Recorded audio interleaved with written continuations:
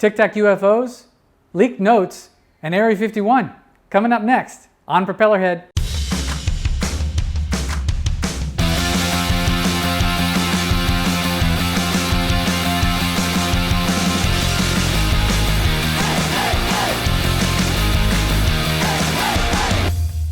Hey everybody, welcome to Propellerhead.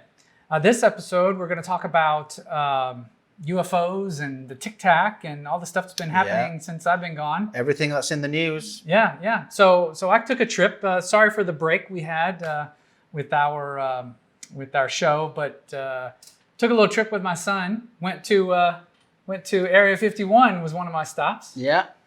So it's just the front gate sign, but I didn't take it. This is obviously a poster you can get. But that was a lot of fun. Out to Rachel, Nevada. Very far out there. Long drive, somewhat scary at times. Hello, I'm coming to you from the intersection of 375 and Interstate 6. Up that way, hopefully you can hear me, is Tonopah. Very far, super cool, very far out in the desert. Hopefully you can't hear me with that wind. And this way is Extraterrestrial Highway. This is Rachel, Nevada is this way. It is raining and I'm on my way there. So we'll see you soon.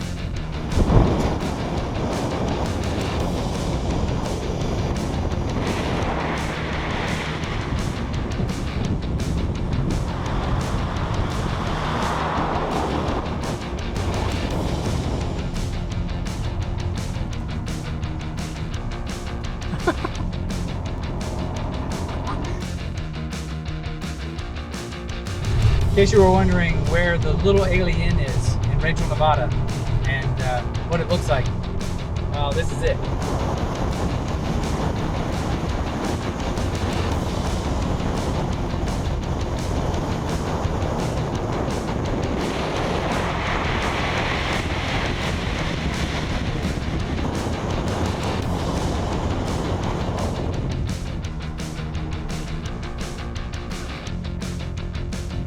Okay.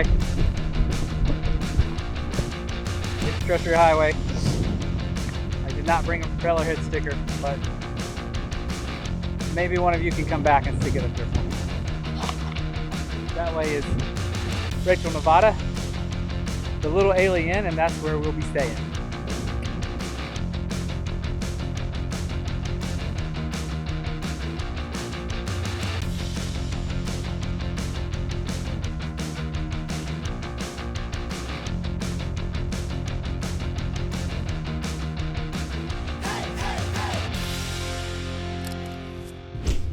Did you see any UFOs?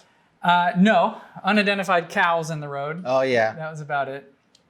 But it is a fun place to stay. It's a little on the questionable side, some of the accommodations, but we did stay at the Little Alien, which is a really neat place. Yeah. Talk to the, maybe if you saw the movie Paul. I did. Right? Very good movie. Yeah, that's a good one. So they filmed that movie there, parts of that movie. Right. And out in that area. I remember the scene, yeah. So it's really Where they're neat. in the bar, they have a beer, right? And that bar, of course, is there, and we spent a little time in there. Very cool. Yeah, it's fun. Did you get any footage though, Rob? So we tried. I actually convinced my son to stand outside at night and look up at the full bright moon and the clouds that were obscuring the sky and take some night photographs. But honestly, I mean, it would have been hard to, it's like getting struck by lightning, I think, to be in the right place at the right time. But you went, right? If you don't go, you'll never see it. And I thought it was really cool that he actually suggested that as the first stop on the trip. Right. So it was something, the Extraterrestrial Highway is something he had heard about. And, it's so remote, not many people get out there. I've seen it on film. It's the one with all the, has it been shot? Has it got like bullet holes in it? Well, it definitely got lots of stickers. Yeah. And it almost looks like someone's used it as target. Roll some pictures of target practice, yeah. Yeah, that happens. Right. And I think they replace the sign occasionally. Right. I did see the same sign in another gift shop at one end. I'm surprised it hasn't been stolen. But we actually went the northern route and went past the Tonopah test range. Right. Which is nothing to see, absolutely nothing to see but miles of straight highway, except for the occasional low-flying plane sign. Right. Which is rather interesting to see when you're driving out in the middle of nowhere. But that was it. Kind of spooky being out that far and hoping the car doesn't break down, which did actually happen to us at one point. I was going to say that did happen, right? Yeah. So we, of course, made our stop at Area 51 area, which I've heard is probably not as much going on there now. But this is the thing, right? How do you know you didn't actually encounter an alien or an extraterrestrial, and you had this amazing experience? Yeah. Then the men in black turn up, and then they zap you, and and now you're just clueless. Yeah, I don't recall running into like, any men in this black. is the thing. Did you have any blackout time where? I don't. No. Like and as bad as the accommodations look, the beds actually slept really well. So right. Yeah, everything was or good. Or so you think. Yeah. Yeah. Just never know. But it is no coincidence that we were interested in going out there and we had all this stuff in the news. I was just going to say, while you were away, and while we haven't been doing the show, what's happened? UFOs have become mainstream. Yeah. It's like the New York Times, Washington Post, what was the other one? I think USA Today. Yeah. Turn on any... Of course, Fox. Yeah, exactly. Any TV station and the news are now interviewing what used to be these sideline sort of UFO nut jobs are now being interviewed and people are taking it seriously. And that's very telling, I think. So, I mean, have you seen some of the interviews? Yeah, there's a lot of stuff saying UFOs are back. You know? And the fact that mainstream media is not just showing these clips of people saying they saw something in the sky and then making fun of it. Right. They're actually showing something and saying, well, what do you think? Well, where could this go? I remember in a previous show that we did, I talked about how it's becoming mainstream. Yeah. And you said, they always do a little joke, and they always have the newsreader like almost like beam me up, Scotty, and he disappears or something. Do you know what I mean? They always throw in a little joke about, we're going to cover it and we don't know what it is, but it's actually, we all know it's just a bit of fun. Right. But they're not doing that now. Now they're having these serious conversations. Yeah. And, I think a lot of it ties back into this Tic-tac story, which was released in December in the New York Times in December 2017. Seems to be the inciting incident was these pilots coming out. And it happened in 2004, but it's not a new thing. To the Stars Academy, right? Yeah. The ones that I think most people who would watch our show have heard about now. Right. But the interesting thing is that's where this resurgence in popularity has come from, that this information is supposedly new. Yeah. And of course, it's been around for a while.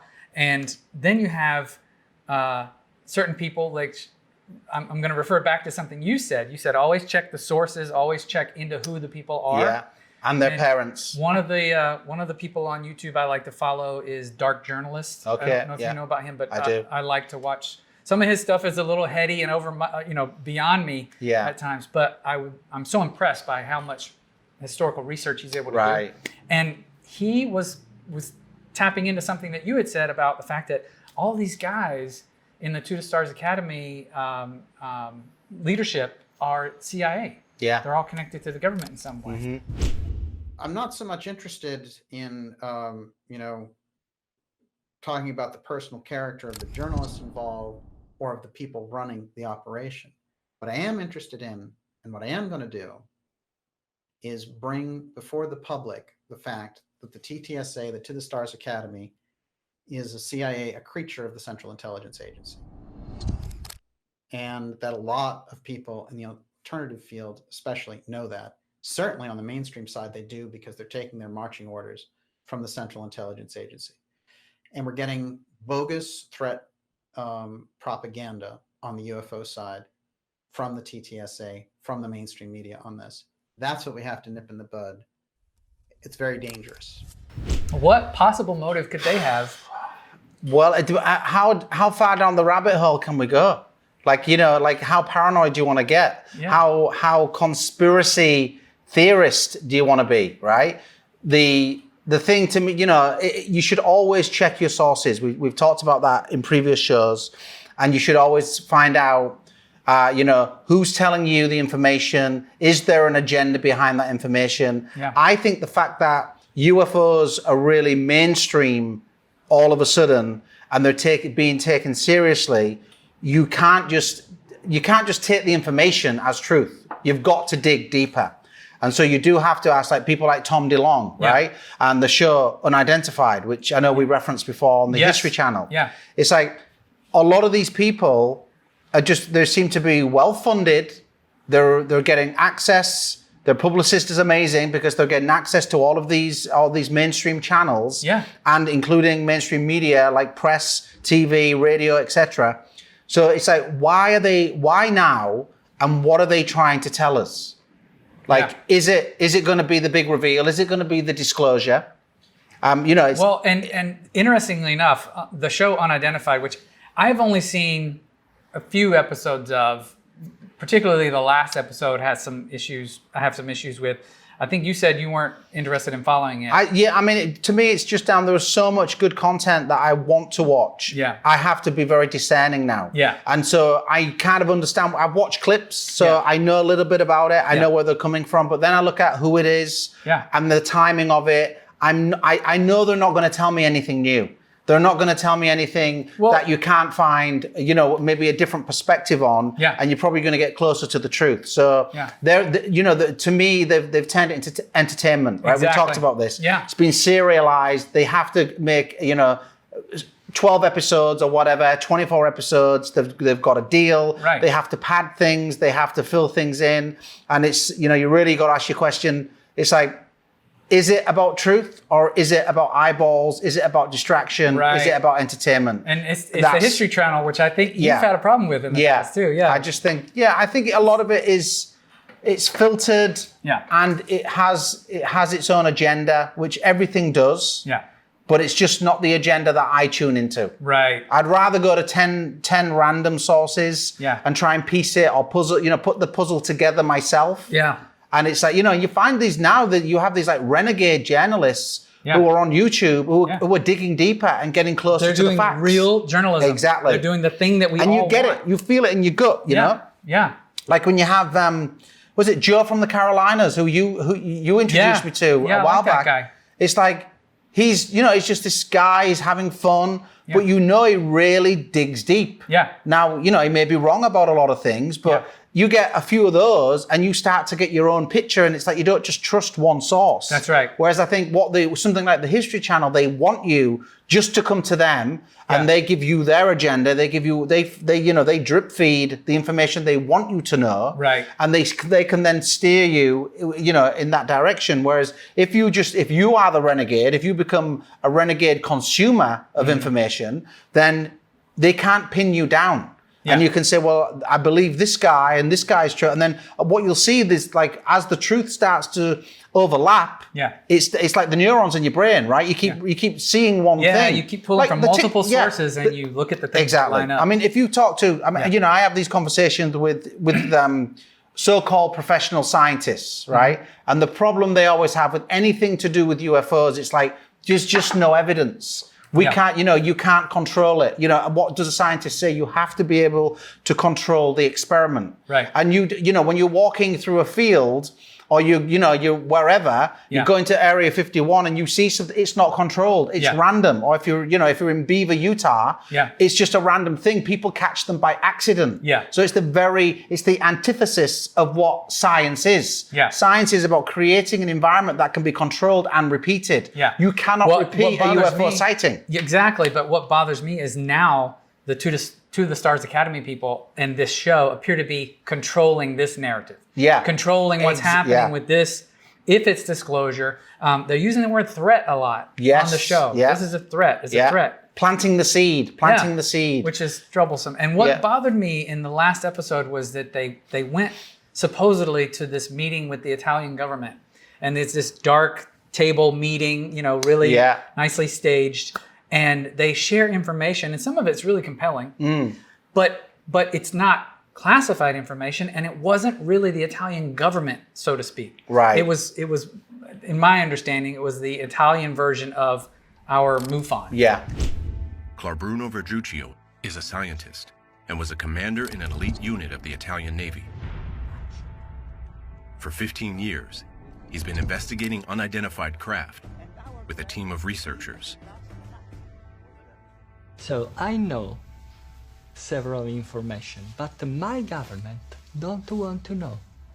Because if my government know, they must do something. So I just have a problem with the fact that that was misleading. If you're going to do a show and it's supposedly digging up scientific evidence, then you don't want to be misleading. Exactly. And give it, go to someone who, again, look, do you trust the government?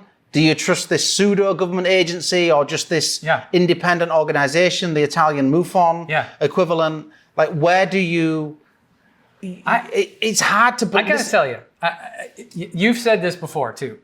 The CIA is a very spooky organization, but there are some parts of it which are ground level, really doing real work for people. Yeah. Right? But then there's other levels to that. And I wonder if that is not a part of something nefarious within our government, and so they act independently. Yeah. If maybe it's not the CIA, but there's some part of somebody. Are we talking about like special access programs now? Yeah. Well, but wait. Yeah. So they go and they update. They go and they update the president. Hey, that's what I was going to say. Yeah. So like this Tucker Carlson had Trump. You finished we'll run a clip of that. Yeah. We'll run a clip of that. The federal government is being increasingly open about its decades-long investigation of UFOs. They have spent millions of dollars, and officials admit now they've seen many things they don't understand. We decided to ask the president about it. Here was his semi-cryptic answer. Watch. You gave an interview the other day in which you said you've been briefed on unidentified flying objects. Are they real? Well, I don't want to really get into it too much, but personally, I tend to doubt it. I mean, you have people that swear by it, right? And pilots have come in and they said, and these are pilots that are not pilots that are into that particular world, but we have had people saying that they've seen things. I'm not a believer, but, I guess anything's possible. We spoke to a government official recently who said the U.S. government had wreckage from a UFO in a facility on an Air Force base. Are you familiar with that? I haven't heard that, no. I haven't heard that. It has not been within government, has not been a big thing, but I've seen it. I've seen it on your show, but I've seen it. I don't assume it's correct, but, I have an open mind, Tucker.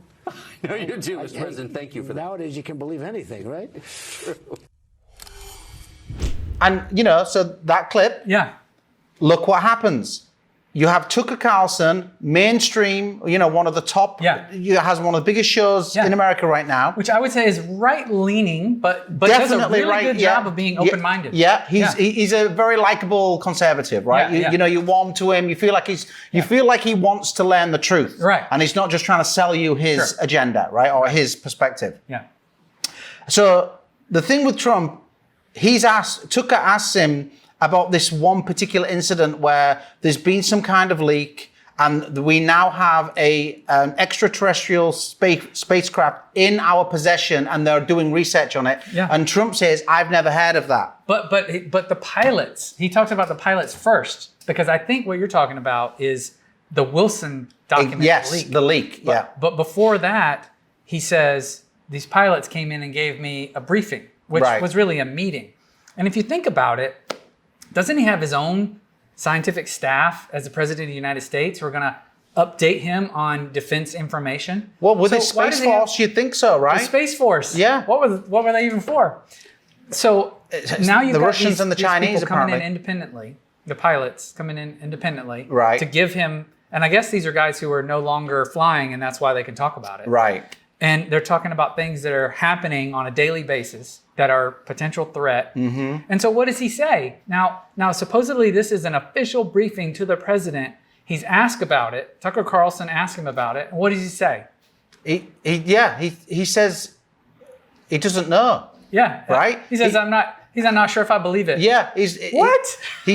But actually, he's one of the first presidents ever when he actually does talk. He says, look, anything's possible. And that's it. That's it. He goes, I don't believe it, but anything's possible. So he kind of leaves the window And or if the you door think the open. president of the United States is not got, he's yeah. already had these questions. He knew what was going to be asked. He knew what his answer was going to be. We've seen Independence Day.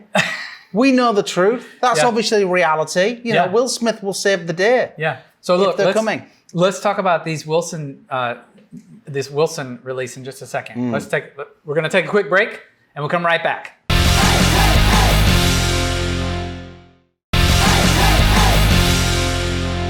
Hey, thanks for staying with us. All right. So, you know, we want to talk about the Wilson leak. These notes. Well, can I just refresh the timeline? Yeah. Just so we're on this. So it's like, to me, what's happened, Tic-tac was in the New York Times in December 2017.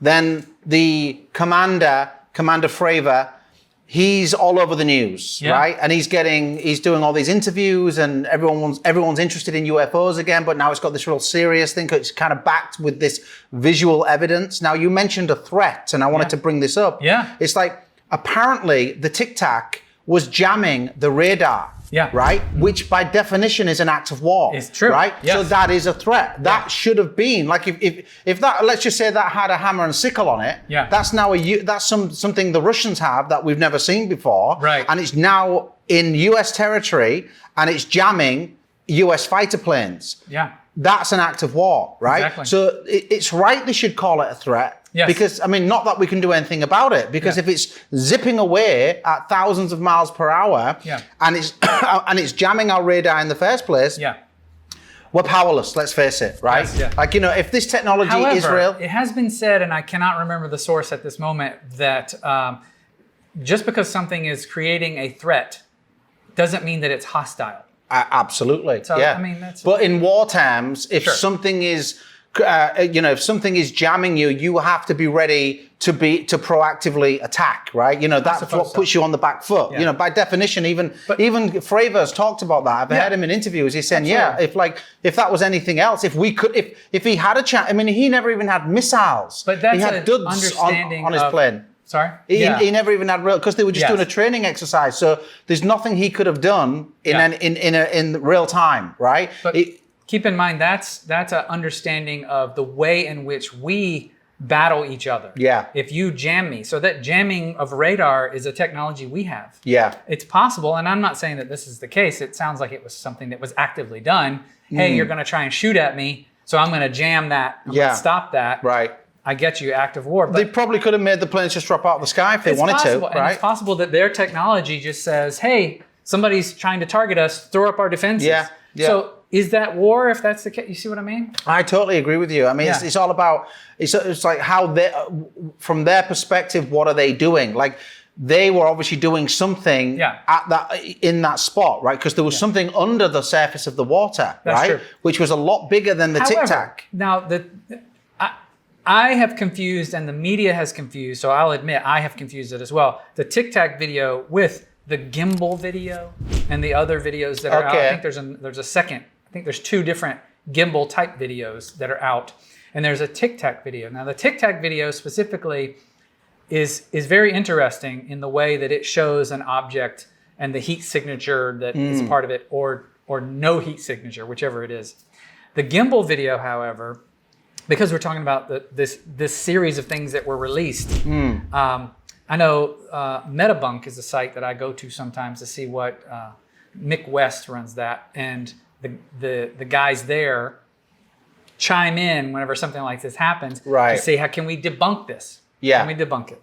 So I don't always go by what they say, because they're skeptics and debunkers, and they probably always learn something. But you learn something from them, and they're genius people. I love going to that audience, and they did a great series, and Mick West himself actually did a video, which I'll try to link to, showing that the heat signature from airplanes in a gimbal IR setting does look just like the gimbal video we've been shown.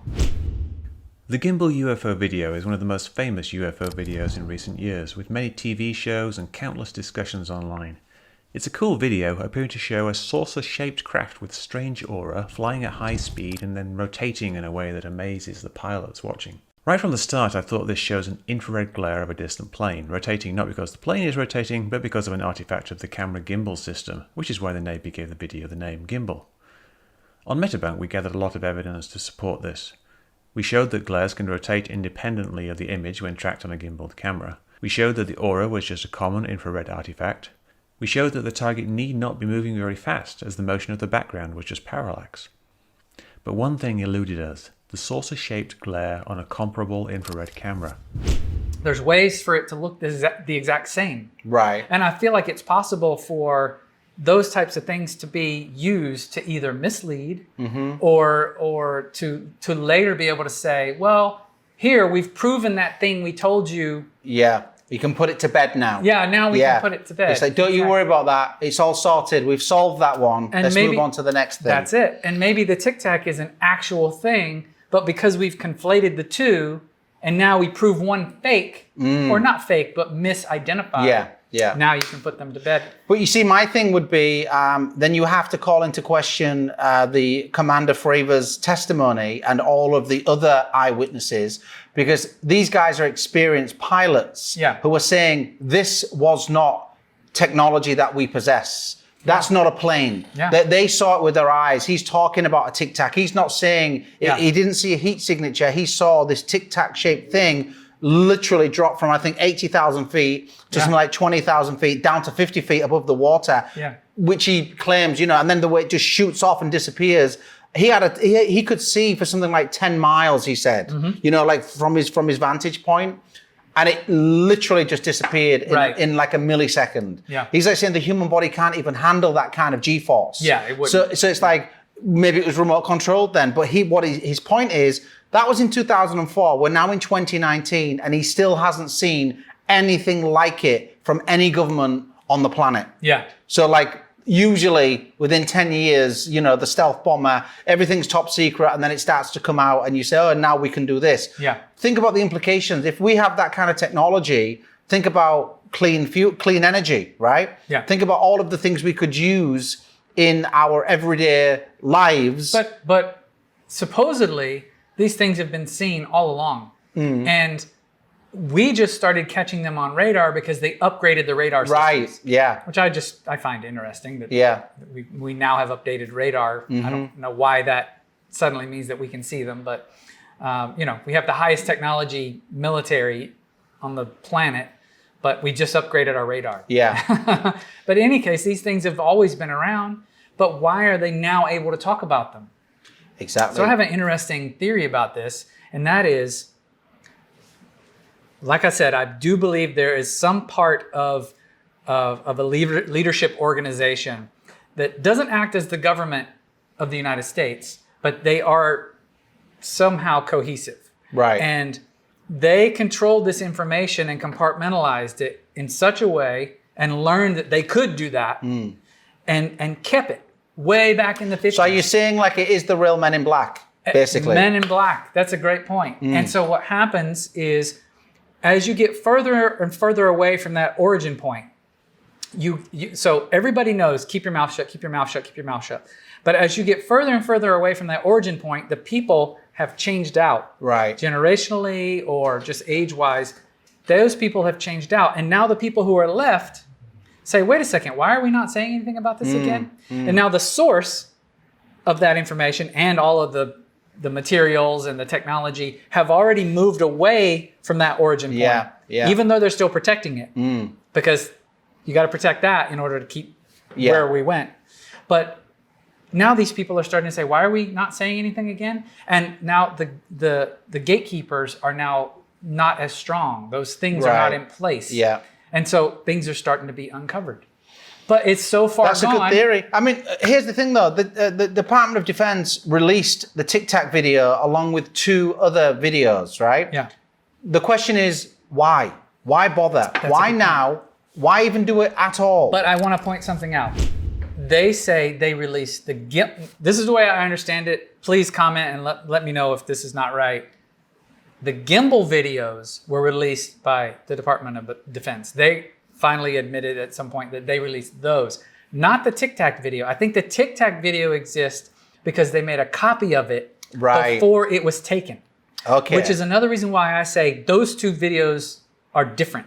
The gimbal videos and the Tic-tac video are substantially different and possibly not the same type of object. Right.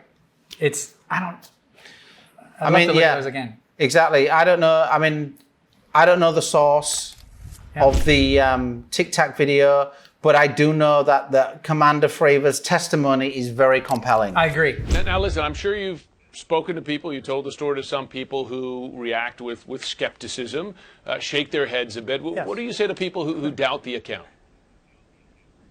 Well, I think it's easy to doubt what we can't explain, but when you actually see things, and this is not the first account of someone seeing a UFO, but in this situation, you're talking about 4 people, all eyeballs on, ranging in experience from relatively new in a fleet squadron, which is VFA 41, to myself, who had over 16 years of flying and well over 3,500 hours nonstop. So I would argue that it wasn't a weather balloon, it wasn't a flare, it was an actual object that we looked at for somewhere around 5 minutes before it rapidly accelerated. You know, again, he could be a compulsive liar, he could be a sociopathic liar. It's like he tells a really good story. I'm going to relate him to somebody and just piss off lots of people. I'm going to relate him to Bob Lazar. Okay. So he has an official position, which is verifiable. He comes out in ways which are, the only material he has is this video, right? Yeah. Which cannot be traced by a paper trail. Right. Only the gimbal videos can. Yeah. Right? Well, he says he wasn't briefed. Right. Well, who? So Fravor, Commander Fravor was never he was never debriefed. Right. So he was one of the senior guys, right? And on the Princeton. Right. And when he went back, he said, "I should have been." Nimitz. No, well, he was on the. Was it the Nimitz or I the think Princeton? so. Yeah, you're right. Yeah. But there's the Princeton as well. That's another story. Okay. We need to look into that. Maybe we'll find a clip on that. But you see, there's a lot of them. They're all coming out now. That's a right. lot of people are saying, "I've seen this and I've seen that." Yeah. But the main point was, he said there will be no paper trail because somebody did a FOIA, right? They tried to get the Freedom of Information request, and they literally said that, you know, they went in and said there's nothing.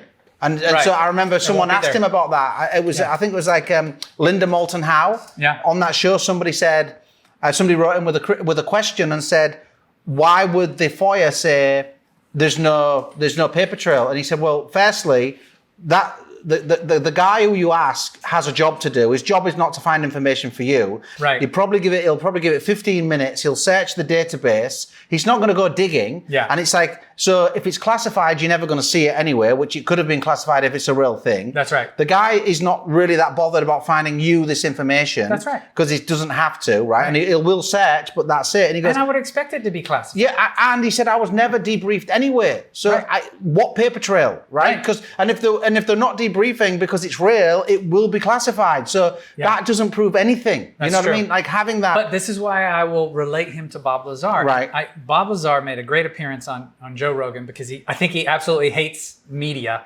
doesn't like to be in the limelight. Right. I think he's doing us all a service by doing it. And as you can tell, I believe him. So he is in the same circumstances as Commander Fravor, coming out and saying things. The only difference is people are going to say, well, Fravor has the Tic-tac video, which you can't prove anything from anyway. Right? Yeah. You can't even validate the source of it. Exactly. It could still be fake. Lazar had videos. He actually took people out to see the things flying in the sky, and there's video of it. Yeah. 1 month later, in March 1989, Bob Lazar went one step further. He decided to take his friends to the desert and show them a flying disc test. I remembered most of the days and times of testing. So I believe it was 8 or 9 o'clock on a Wednesday night, somewhere in March '89, I believe. We went out with Gene Huff, my ex-wife, and John Lear. Shortly after the flight time that I had recorded, white light came up off the ground and hovered, and then began doing radical step maneuvers and darting from one side of the sky to the other, doing some impossible flight characteristics. But at times the craft had glowed tremendously bright, where we thought, being miles and miles away, we thought there was something wrong and the craft was going to explode, so much so that we all got behind the car. It actually came closer. It came down the mountain range toward us to where we could actually see it was elliptically shaped. It looked like something that, it's strange to explain. It looks like an explosion that starts to explode and stops and doesn't explode and dissipate. That's how bright the light is. Your brain interprets it as an explosion about to happen. Yeah. So, I mean, they have the same circumstances, and they've basically told you what, now getting back to the Wilson documents, these guys said, and now this is a admiral, right? And with the Vice Admiral, I believe he is. Yeah, DIA. Yeah. Defense Intelligence Agency. Yeah. Right? And in what was it, 97 or 90? Well, yeah, it depends on what you read. 97 or 90. He was the Vice Admiral from 99 until 2002. Yeah. So this, I think, the notes happened during that time. Right. So between people who don't 97, know- 97 and 2002 is the period you're talking about right now. So let's do this. For people who don't know, Joe from the Carolinas does a great synopsis with some of the information he captured. The Admiral Wilson notes leak describes a meeting on a series of notes by the scientist Eric W. Davis and the former deputy director of the Defense Intelligence Agency. For reals. That's Admiral Wilson. My name's Joe, welcome to Beyond Theory, and if you're interested in exploring facts beyond the explained, follow the logic, follow the data by subscribing. These notes, taken or written down in 2002, purportedly describe an attempt by Admiral Wilson to gain access to what's called a Special Access Program. Well, what is a Special Access Program? A Special Access Program means that you need to have double top secrets. In this Special Access Program that Admiral Wilson purportedly tries to gain access to, he's meeting with the SAP administrators, and they tell him, we've got an alien reproduction vehicle. We're not letting you into the program. We're not going to take you for a tour, even though you're kind of high up in the government, DIA and all that. But it's a slow-going process, and we're trying to reverse engineer this alien craft. We've had it for years. Hey, we can't let you in or tell you anything about it. Seems pretty plausible so far, don't it? Well, it's obvious to me that Admiral Wilson in this document didn't actually get the core secret, because if he did, he would have been let into the program. They didn't tell him what the core secret was, so we really don't know what it was that this group was hiding. So now we've got this guy who supposedly runs special access programs saying, what are you doing? I want to know what's going on with this. And by the way, these documents are available. I actually downloaded them myself. Asking questions and getting back robotic responses on certain things. Yeah. And they basically admit it's like need to know. It's a need to know basis, right? That's right. It's like he doesn't need to know. Tell him this. And that's what they say. This is what we can tell you. Yes, there is something. No, it doesn't come from China or Russia. Yeah. It's like the left hand is not talking to the right hand, or the right hand is not talking to the left hand. And you can read between the lines, and I guess that puts you into a dangerous area, but you read between the lines and it basically says, yes, we have technology. No, we can't figure out how it works. Yes, we're still working on it, but not really, because technology hasn't caught up. This whole setup just reminds me of like the research I've done on the Manhattan Project. They say even with this, people didn't know what the other, you know, like it would be compartmental, silos, and this department didn't know what this department were doing, and that's how you protect it, right? The same for NASA. You know, like they talk about, did we go to the moon? Half the time people say, well, how many people? Someone did a study on it. And it's like, how many people would need to know, right, if we went to the moon or not? And it wouldn't be that many. Right. It's probably 100 or 150 people that need to keep the secret, because everyone else was just doing their job and delivering what they did, right? But the actual moon landing or whatever, and I'm not saying, I don't know if we landed on the moon.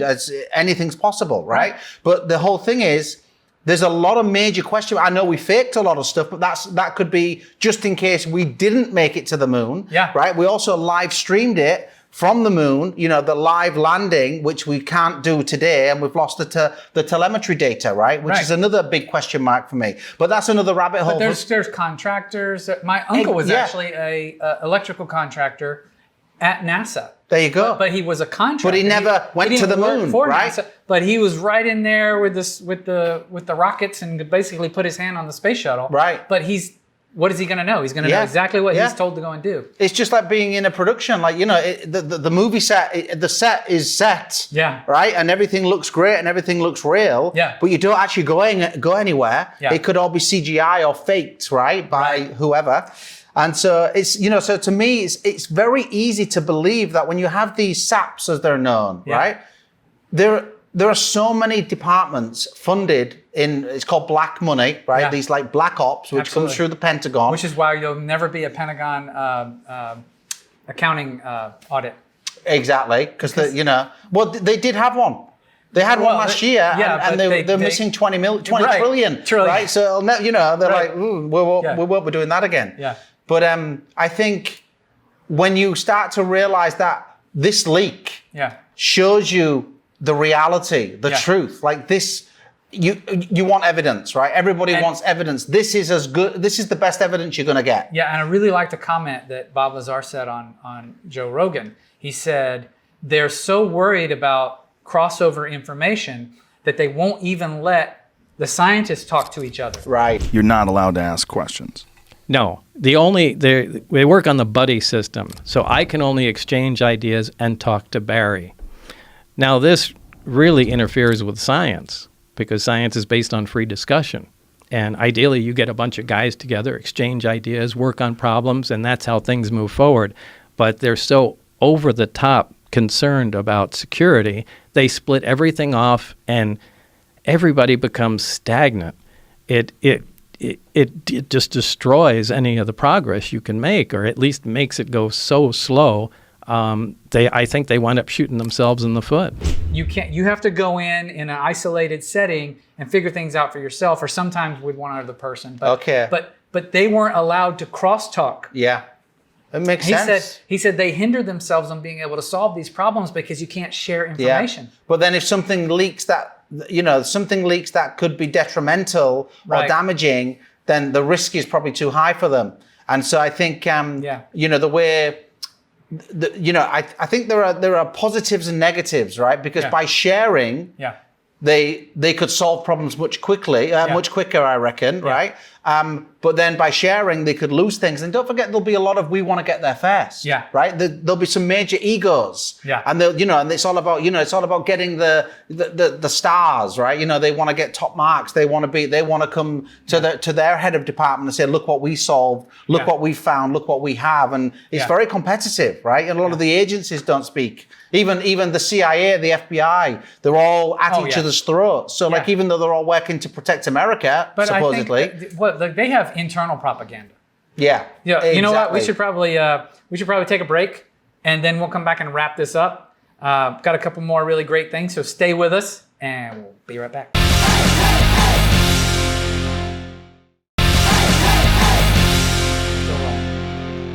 All right, thanks for sticking with us. So we're going to wrap this up. But I think both of us have some really interesting perspectives on what's going on. And let me be clear, this is speculation. Yeah. Like what we're going to... Well, let's have some fun with it. What we're going to do right now is just give our opinion and really like stretch it out and speculate a lot as far as what we think. I mean, look, I've been... One more thing before you get going. Because a lot of this connects to the government. And I think Mark and I both feel strongly that we want to keep Propellerhead a balanced show. We're not pushing a political agenda of any kind.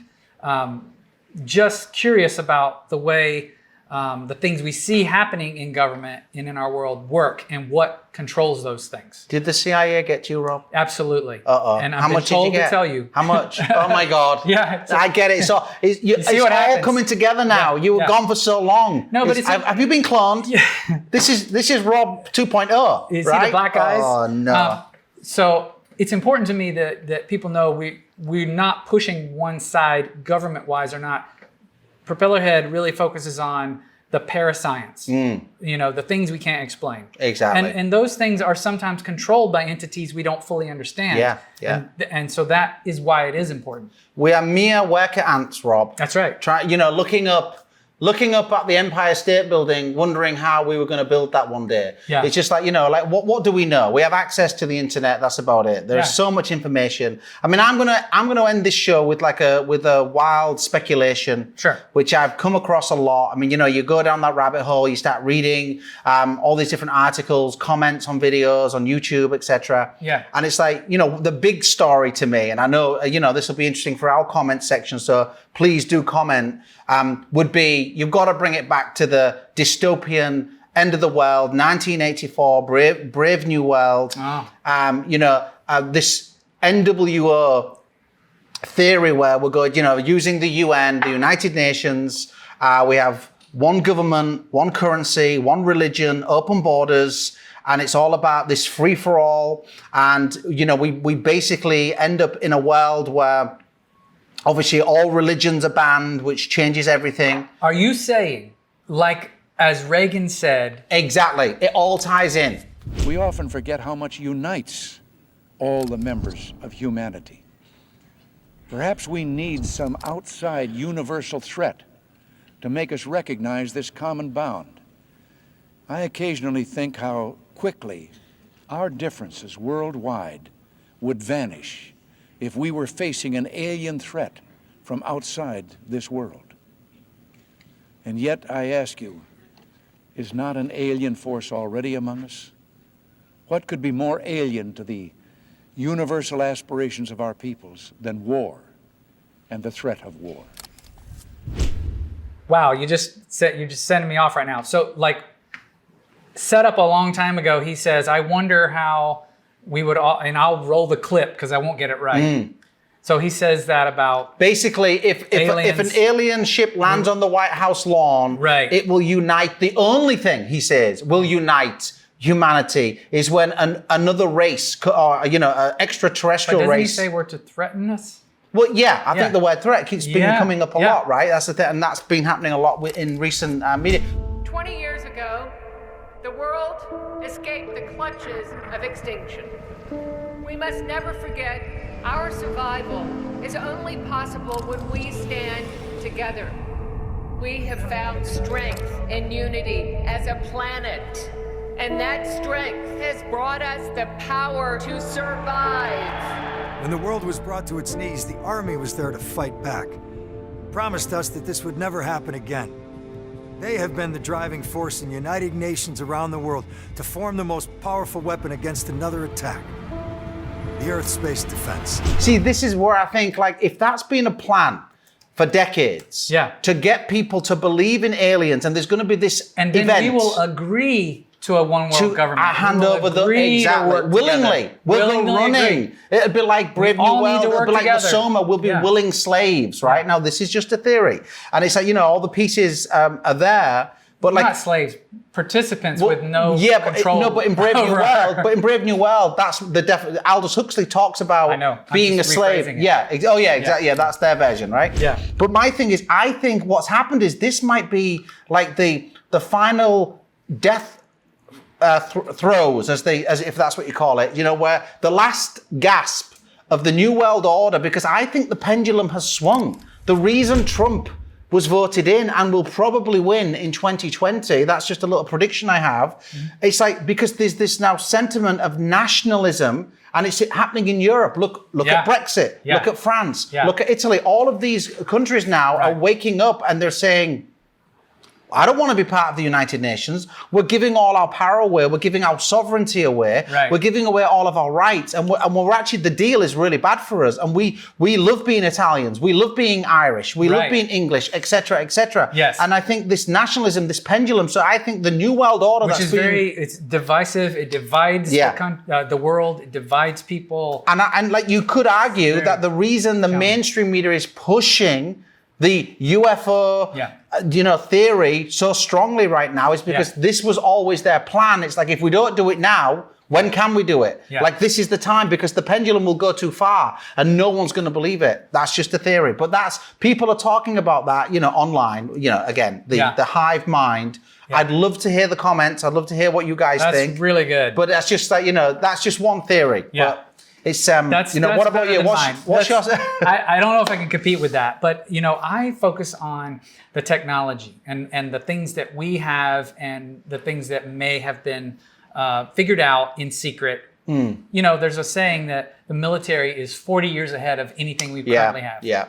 Well, think about that. Think about what we have right now, and look at how rapidly technology changes, but how little things like the airplane and jets have changed, or rockets and getting into space. Yeah.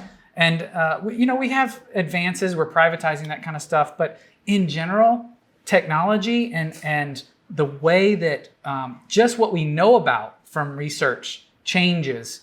I think there's so much that's been done that's not been shared. Yeah. So if you look at back in the 80s when Bob Lazar was actually saying, "Hey, they're flying the ship."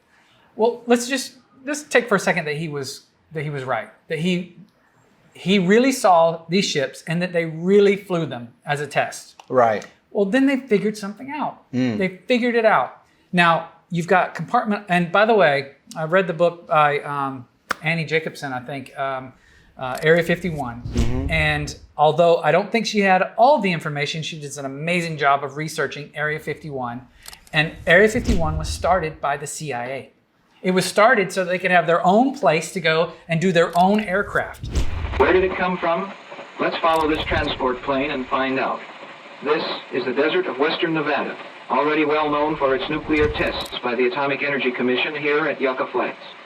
Adjoining this AEC test site is an active aerial gunnery range. Early in 1955, by presidential order, 60 square miles of this prohibited area were set aside for a special purpose. There's a narrow air corridor to reach this spot on the map. Air charts order closed to all personnel and aircraft, except on orders from the Chief of Staff, U.S. Air Force.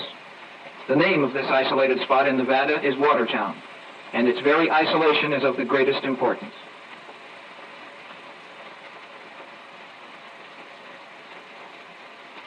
The specialists that come off this transport are hand-picked. They're checked every time they arrive at Watertown. Overall security in this area is the highest yet to be maintained in this country, even higher than that of the Manhattan Project. Selection of Watertown was dictated by several unique considerations. The area is isolated from prying eyes by the AEC range, with lethal reminders of past atomic explosions. AEC guards maintain regular patrols. Supplies destined for Watertown channel into the area through regular AEC routes. Watertown radio and teletype communications, the Angel is referred to as an article. Her pilots are called drivers. The geographical spot of Groom Lake is called home plate. Those pesky In CIA. fact, I think the SR-71, if I've got the aircraft right, they developed it. Then they gave it over to the, forget if the Air Force or the Navy took it over after that. But they developed it first because they wanted a way to spy on Russia. They wanted their own aircraft. So they just took land and they took their own initiative and they just created it. Right. And this is way back then. So, and then they kept it secret. So they're definitely capable of it. Think back then, what are they capable of now? What is an untouchable arm of the government? And I'm only calling them unlimited funds. I'm only calling them government because that's the funnel through which the money comes. Smartest people in the world. Right. Anybody they want. Well, the question is man coming up with these inventions? So let me stretch this for you. Is there another intelligence feeding us or drip feeding us this information? I'm going to get fantastical for you. So, you talk about Men in Black. We've got the tall blondes, the tall whites, right? We've got these other creatures, so to speak. So I believe that one crazy fantasy theory that I just have evolved, that I keep in the back of my head, is that we figured something out, we took it away from the rest of the population, and we have created another race of human beings. That like is an Aryan race. Aryan race. Sort of Hitler's vision. Maybe, yeah. Well, that was his plan, right? Well, we had all of the people, Operation Paperclip, who came to work for it. I'm stretching. This is fantasy, right? Yeah, so everyone looks like Thor. Yes. Basically. But people have claimed to have seen something like that. Because there's nothing that generates fear like that feeling of suffocation. So that's to explain why I was just so out of control with fear, just off the charts, when I could finally focus my eyes and saw these creatures standing over me. This was very close up, and instantly, suddenly realizing, uh-oh, this ain't a hospital. I've never seen anything like that in my life, and to suddenly, be trapped in this claustrophobic space with them was just so terrifying. So when this man comes in and wants to take me with him, I'm only too happy to go, even though he's not answering my questions. Where am I? What are these things? He's not answering. But he had a helmet on his head, and I thought, well, maybe he can't hear me with that on, or can't talk with it on. So I went with him, and we went through this little passage, what I think was probably an airlock, out into this room. It was a very big space, much brighter lit. Just as soon as the door opened, it was just painfully bright. But he took me out of this big room, down a hallway, and he took me and left me in the room with some other people who were dressed like him, and except for the helmet. So I thought, well, maybe they'll answer my questions. So I'm really spinning a thread for you. So take the technology, take the anti-gravity, take the advancements, separate those out. You talk about being drip fed. Well, that's the rest of us. That is the thin shred of people who are living on the planet, who are only allowed to advance just enough to maintain what's going on. And do we care who's president? Do we care who gets in an argument with who? Only when we do we interact with them. And do they all live in the South Pole? I don't know because that's where. something we've never. About this. You understand the ability the to treaty? Live underground? Yeah. But here's the thing. I think when you figure out I told you I'm stretching this. When you figure out anti-gravity, you figure out something about dimensions, and you figure out. And this is going to tie into another show that we're about to do, which I'm going to reference this again. You figure out dimensions, and you figure out how you can exist in the same place and not be visible and not be seen because you're actually not there. Right. But you are. Yeah. So you don't have to hide underground. Yeah. You can still be in the same place. Yeah. I mean, if you're living, I know we're getting off topic slightly, but with the dimension thing, if you understand, if you can somehow speed up time, you can be ahead of the vision of the people in another dimension. So you're in the same space, but you're in a different time. That's exactly right. So you're actually, it's like you're constantly running ahead of them. They'll never, the light hasn't caught right up with there. them yet. You'll never see them. You never catch them. You can change the frame rate effectively. So you become invisible. Now, if you're a breakaway organization, breakaway group, you've modified your DNA. You just want all the best of everything. You've decided that you're, what's the term? Not humanism, but I forget. Anyway. Transhumanism. Yeah. You want and the singularity best of everything. And all the rest of it. Yep. So you want the best of everything for yourself, which is That's harmful. called Malibu, isn't it? Yeah. And then now, but you still want to monitor what's going on, right? So why, when people see you, do you not want them to know? And by the way, do you send your own people? Well, now you're so advanced, you can create little Android type things to do work for you. And it's much safer for them to do the back and forth than it is for actual human beings. Is this like a gray now? So now you've got grays who are capable of doing work for you by going back and forth. Right? Yeah. And they have the artificial intelligence that they need to accomplish the tasks they need.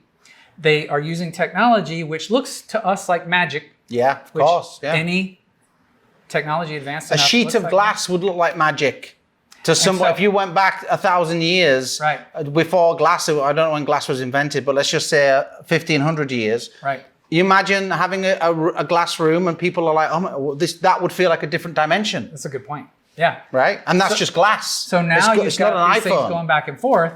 And what do they say so that they sound benevolent? They say, well, you really need to look out for the planet. You really need to not blow up stuff.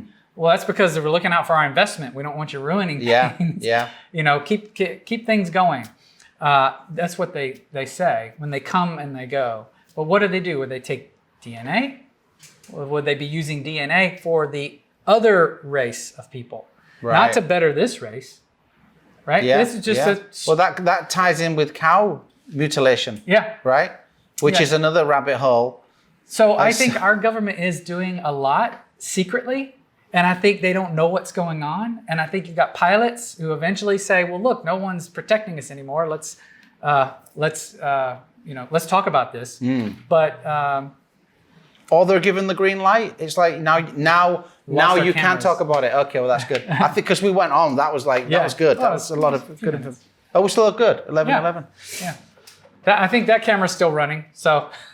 All right. Okay. So you got one. Yeah, we've filled up our card, so that means we need to end our show. And I think we've spun enough crazy theories for now. But what do you think? Leave us your comments. Yes, that was fun, and I hope you guys saw the difference between what's actually happening in the news and what's our opinion. I enjoyed that. Me too. All right. Okay. So until next time, thank you. Thank you. Bye bye.